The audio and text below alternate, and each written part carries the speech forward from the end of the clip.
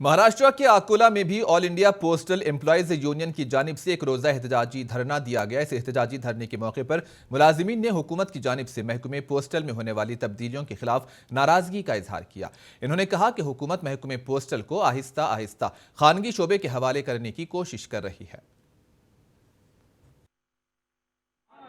भारत माता की जय। भारत माता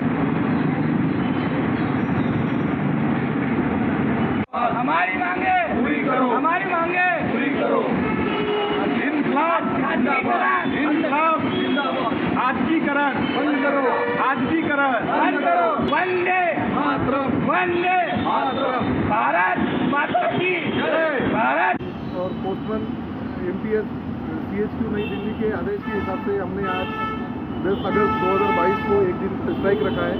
ये स्ट्राइक प्राइवेटाइजेशन या कॉर्पोरेटाइजेशन जो होने जा रहा है डिपार्टमेंट में, उसके खिलाफ हमने रखा है। क्योंकि गवर्नमेंट जो है अभी जो पीओएसबी अकाउंट है, सेविंग बैंक के जो खाते हैं, वो सभी खातों को गवर्नमेंट ने आईपीबीबी पेमेंट बैंक लिमिटेड में ट्रांसफ़र करने के लिए बोला है। वो पेमेंट बैंक लिमिटेड वो टोटली प्राइवेट है और उसमें ट्रांसफ़र जो गवर्नमेंट के जो खाते हैं और पोस्टमैन एमपीएस सीएचक्यू नई दिल्ली के आदेश के हिसाब से हमने आज 10 अगस्त 2022 को